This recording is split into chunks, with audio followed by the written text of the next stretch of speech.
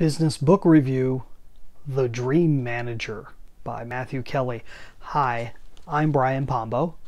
Welcome back to Brian J. Pombo Live.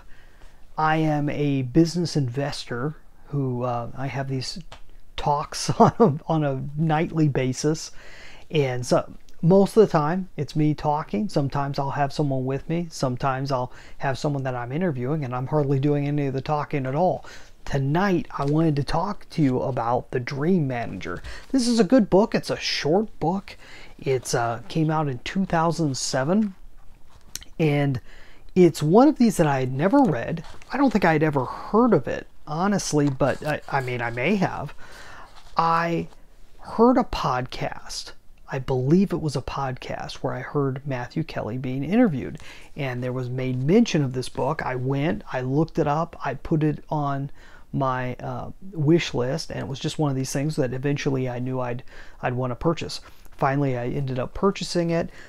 Quick read. It's a really nice read. It's one of these books, if you've read many business books, it's one of these that takes the area of creating kind of a fictional story to be able to teach the lesson.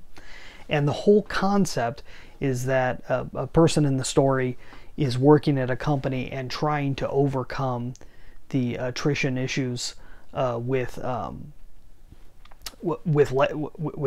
just the fact that they can't keep people in the workplace, which is funny because it's something that's affecting everybody right now. They can't keep workers on. It's a janitorial company, and he starts going through how he has this concept of creating a dream manager, having somebody that is hired directly to the company, that their only job is to work with all the employees and see if there's anything that they can do to help them achieve their dreams. Well, dreams, what's a dream, right? And it defines it. It goes into it of anything that people are looking for in the future. You know, anything that they're looking to get out of life, any places they'd like to travel to, any things that they'd like to have, any careers they'd like to have, any experiences they'd like to have. It's stuff that we all have, but we don't talk about very often. We don't want to get our hopes up. We don't want to overthink about this. We may not think we deserve it. All these different concepts. And it's very common in employment circles. If you're employed, if you're an employee, you're not going to have a whole lot of people. And there goes my book. I'll talk to you about that in a minute. But you're not going to want to talk to people about where you'd like to go. And a lot of times people will laugh. A lot of times it'll seem, outrageous that you would ever want anything like that. But it could be something as simple and as common as owning a home.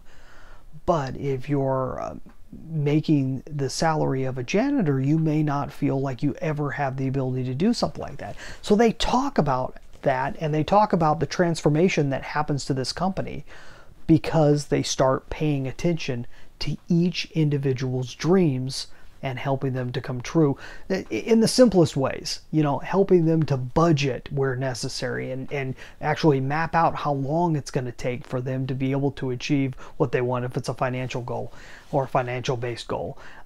If they're looking to get into, I don't even remember all the examples, but if someone's looking to get into college, actually have them start looking into the details of that, having them talk to a counselor on what it would take to get into that college. Whatever it is, helping someone along the pathway to seeing that what they want to do might actually be possible, and bringing kind of excitement to life, if you will, and to a lot of people who wouldn't normally have it. Now, I've worked in scenarios where I've worked with business partners and worked with potential partners and doing similar things, which is why this was a book that was interesting to me. And this takes it from the perspective of an employer to an employee, but it also makes it much more wider than that and talks about how this is something we could all be doing for each other. A lot of great points in this book, and I'm not going to hit on all of it or really do it justice.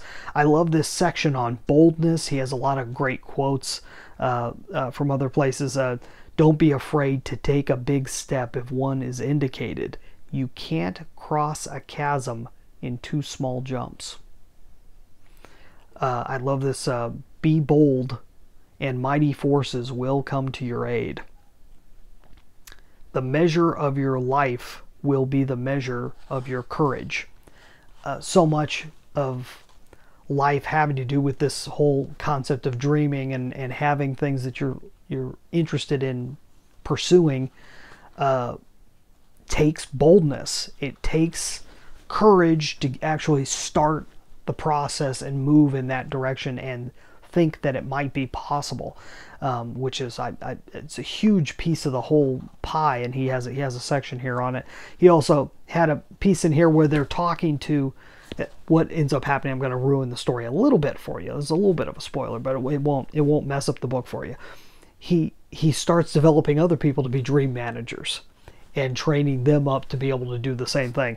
And so he's talking to his team, and he says, I'm going to skip around here. This isn't verbatim.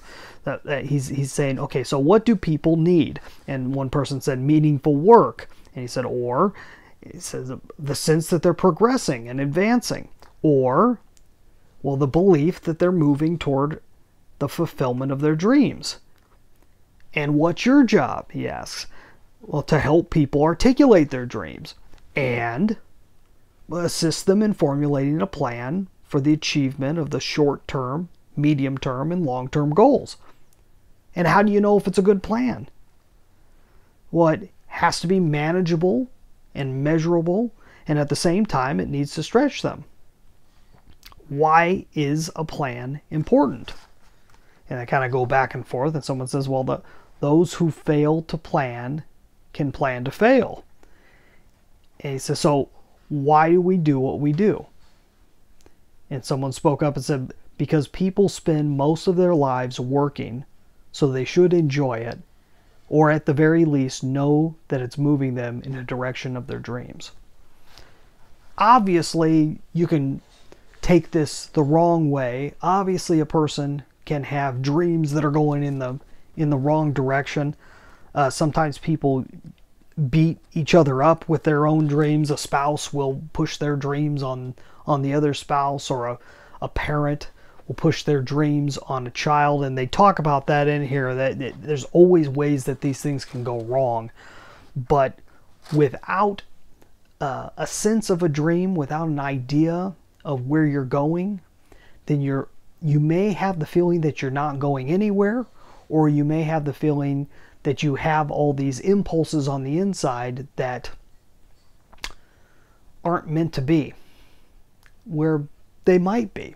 And so these are questions and concepts that need to be discussed. I think this is a great starter book, especially for a lot of people.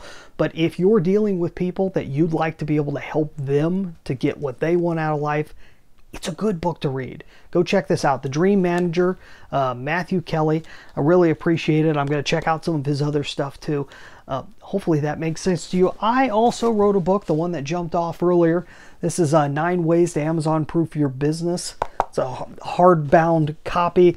It's a thin, quick read. If you're looking for a book that's all about business strategy and how to make yourself competition proof. That's what I call Amazon proof. Competition proof even to someone as large as Amazon.com. Go check it out. You can buy it wherever books are sold, or go to AmazonProofBook.com for a free copy. That's all I got for tonight.